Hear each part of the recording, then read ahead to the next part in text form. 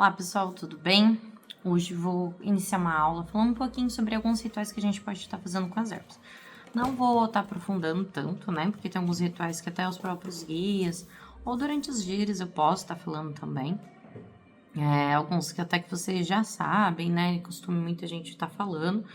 Então eu vou fazer um compilado, assim, de alguns, porque eu acredito que a questão do benzimento, mesmo quando a gente faz a prática do benzimento, às vezes aquelas pessoas precisam estar continuando na casa delas alguns procedimentos a serem realizados, dependendo da necessidade. E também alguns rituais de ervas que vocês podem estar utilizando para si próprio também, tá? Para fortalecer, para auxiliar, às vezes na vida profissional, às vezes prosperidade, às vezes de proteção, tá? Eu sei que eu sempre falo que é muito importante a gente estar consultando os guias, às vezes, né, para estar sabendo a necessidade de qual erva é necessário, porque tem a questão de como que a gente está sendo regido, tem, né, nossos orixás do Eledá, tem os orixás que estão regendo aqui nosso ano, né? Tem o orixá que está regendo o terreiro, que também gera uma influência sobre as nossas vidas. Então, todas essas influências energéticas, né, acaba também fazendo com que, às vezes, algumas ervas, alguns banhos não sejam tão recomendados em algumas fases, em alguns momentos da nossa vida. Porém, existem alguns banhos, algumas ervas que a gente pode estar utilizando para determinadas situações, conforme a gente vai tendo um amadurecimento, né, espiritual. Por isso que a gente faz o desenvolvimento, né, vai crescendo nessa parte espiritual, tem um momento onde a gente se coroa. E mesmo coroado, a gente ainda vai cada vez aprendendo mais. E às vezes a gente vai se autoconhecendo e percebendo também algumas fases e algumas influências energéticas em nossas vidas. Eu, mesmo assim, mesmo como mãe de santo, muitas vezes acabo consultando, sim, os guias, o jogo de búzios, né? Para saber se realmente aquele procedimento é necessário, tendo às vezes alguma confirmação, para poder ter esse respaldo, né? Mas às vezes também uma necessidade onde eu não vejo uma necessidade muito grande, eu acabo fazendo uso de algumas ervas também, principalmente com chás, banhos, assim. E depois, às vezes, posso estar consultando se o seu procedimento que eu realizei foi o mais adequado, ou se eles recomendariam algum outro, né? Então, o primeiro banho que eu vou estar passando de ervas para vocês é o banho das 7 ervas. Então, primeiro eu quero falar, assim, em relação ao banho, retomar aquela questão. Se você tem a erva fresca, né? Então, a gente recomenda que você faça o processo da maceração. Então, para quem não lembra, vamos dar a retomada aquela das aulas sobre como fazer o mecanismo com as ervas, seja uma infusão, uma maceração. A maceração você vai pegar a erva fresca e vai macerar mesmo ali na água, até tirar um sumo dela. E tem ervas que você pode fazer o uso da infusão. Então, se você for usar ervas secas ou cascas, né, a casca também vai exigir, você vai ter que fazer infusão. Aí você vai ter que pôr ela numa água quente, bem quente, que já levantou fervura, aí você coloca a erva para poder sair as propriedades dela, tá? No banho das 7 ervas, você pode estar fazendo uso das ervas para maceração ou ervas secas, ou misturando elas, porém lembrando sempre disso. Se você fizer o uso de ervas secas ou de casca, você vai necessitar da água quente, tá? Então, o banho das 7 ervas, todo banho, assim, principalmente um banho mais elaborado, eu sigo o preceito, eu visto branco, tá? Então, eu tiro aquele momento para estar realizando aquele processo com as ervas. Então, eu vou pegar minha bacia, né, específica, eu já deixo uma bacia específica para ficar macerando, tá? Para que eu não faça uso dela para outras coisas. E no terreiro a gente tem a ágata, é a melhor de todas, tá? Só que ela é um pouquinho mais cara. E aí eu pego a água, se for uma erva para fresca, e vou macerando essas ervas, tirando o máximo de insumo possível, fazendo minhas orações, fazendo minhas preces, de acordo com aquela energia de cada uma das ervas que eu já tenho conhecimento, né? Então, arruda, proteção, a guiné, elevação espiritual, faço as energias negativas. Vou fazer o uso da salva, vou pedir, então, concentração, vou pedir para clarear minha mente, vou pedir para elevar minhas vibrações. Então, cada erva eu tenho que estar me concentrando no que eu vou estar fazendo. E se eu for fazer junto, ao mesmo tempo ter algumas ervas secas, vou pegar um pouco de água, levantar a fervura e aí colocar a erva, deixar ela um tempo, e depois eu vou jogar ali, junto com as minhas ervas frescas, que vou macerar. Quais são essas ervas que a gente faz o uso, né, das 7 ervas, banho das 7 ervas? Cada doutrina, às vezes, tem umas específicas, tá, mais comuns, mas uma que é bem recomendada seria fazer o uso da sálvia, do guiné, do manjericão, da arruda, do alecrim. Às vezes tem gente que troca a sálvia pela alfazema ou pela mirra, tá? Então vai depender de alguns combinados, tá?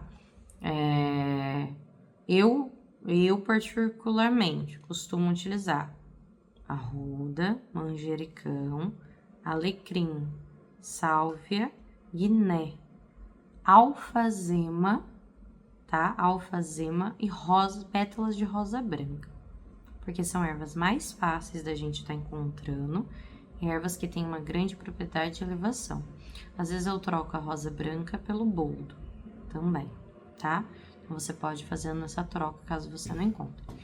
E também tem um outro combinados de ervas que vai arruda, alecrim, guiné, aroeira, mirra, alfazema e manjericão, tá? Então vai fazer o uso da aroeira e da mirra. Naquela primeiro combinado eu falei todas as outras, né? E nessa daqui vai fazer o uso da aroeira e da mirra, diferente do guiné e da sálvia, tá? Então a gente, diferente da rosa branca e da sálvia, tá? Então a gente pode estar trocando por ervas que às vezes têm as mesmas propriedades ou são um pouco semelhantes. Tem elevação, a parte da conexão espiritual, elevação. Então, a gente faz esse combinado. Ou, às vezes, também, ervas que é mais fácil de encontrar. Por exemplo, a mirra é um pouco mais difícil de achar. A aroeira não é qualquer lugar que acha. Eu sempre acho em casas de umbanda, né? Que na nossa cidade eu acabo comprando mais ali na Estrela Guia, porque ela tem bastante quantidade de ervas. Mas outras casas de umbanda até encontram, tá? Mas a mirra que é o mais difícil de achar. Aí, às vezes, se você quiser, você pode fazer o uso também de alguns óleos essenciais, tá? Que podem substituir. Então, eu não tenho manjericão, mas eu tenho um óleo essencial de manjericão. Só que aí você vai ter que ver a dosagem. Tem que ser uma dosagem um pouquinho maior, assim, né? Então, não vai ser só 2 gotinhas. Aí vai ser umas 5, 6 gotinhas, tá?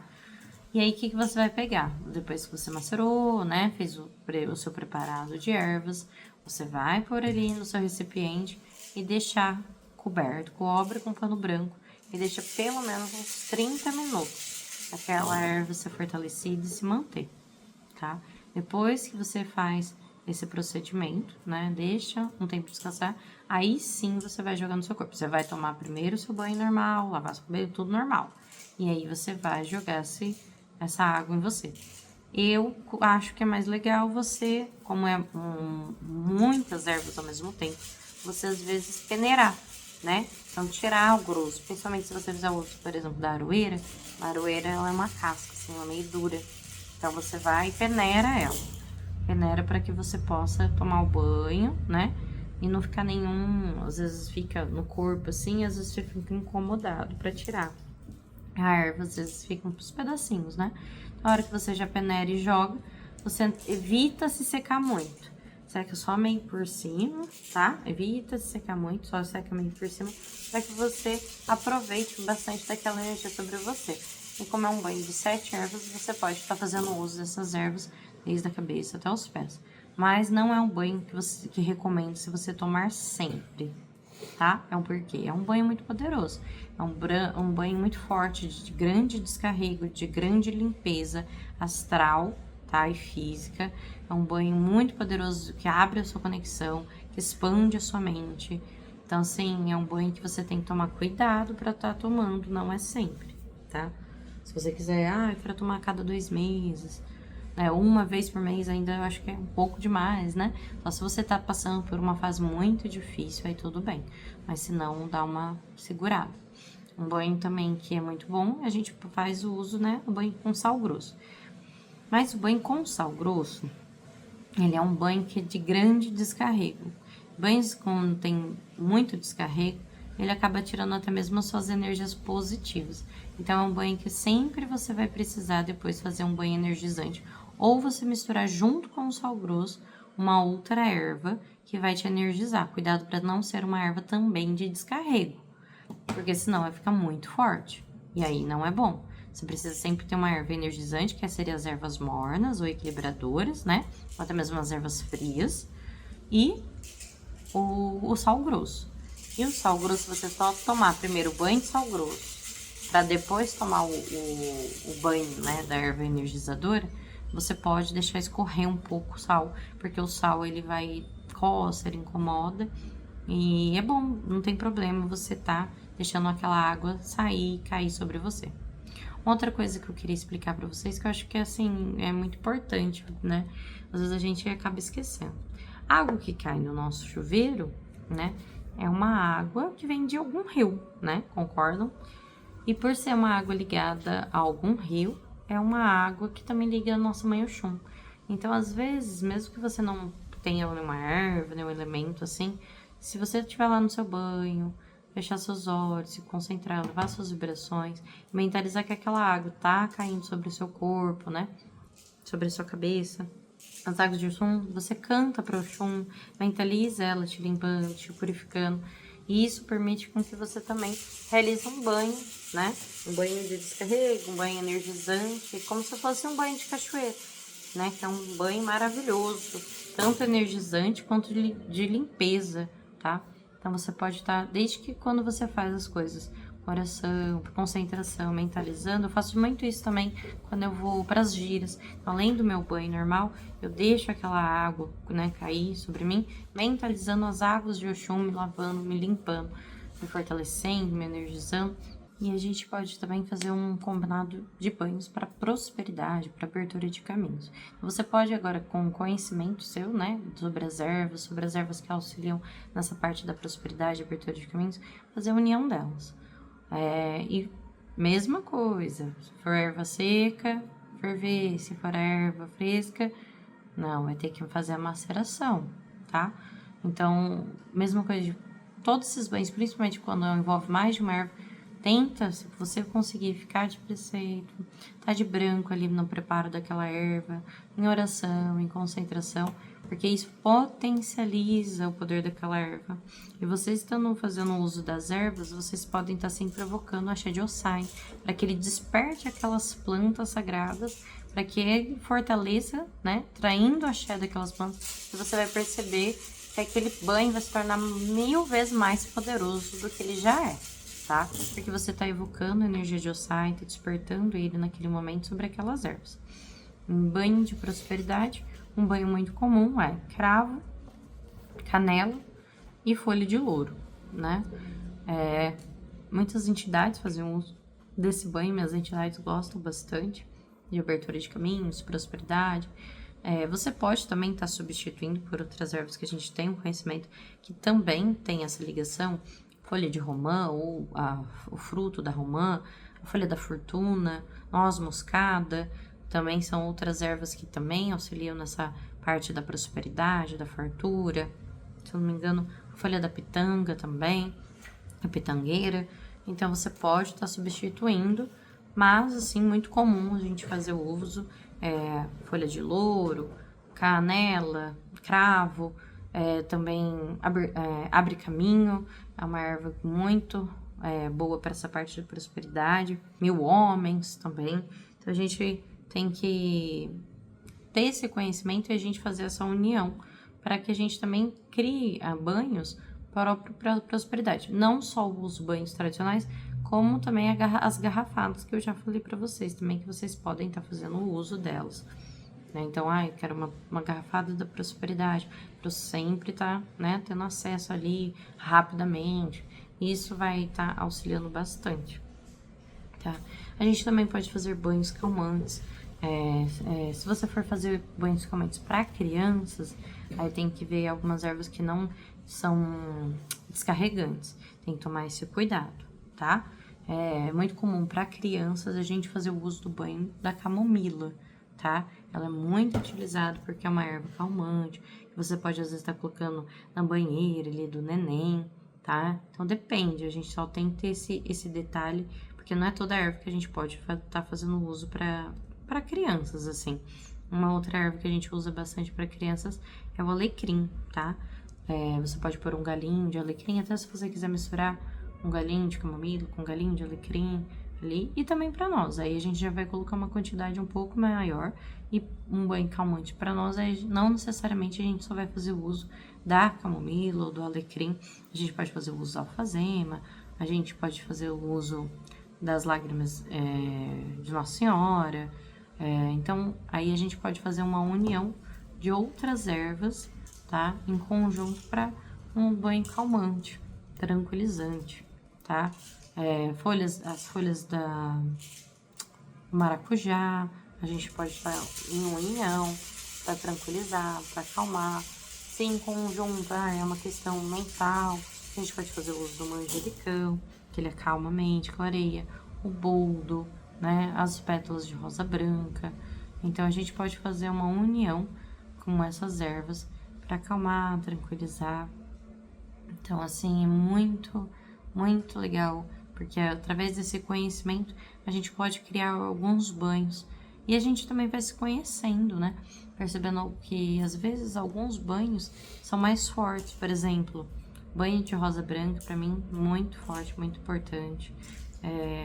Temos também algumas ervas que eu acho que eu não falei, como o alcaçuz, que é muito ligado a ibeje, que ele também ajuda a acalmar, mas ele ajuda a trazer alegria, energizar, trazer essa doçura, erva doce, né?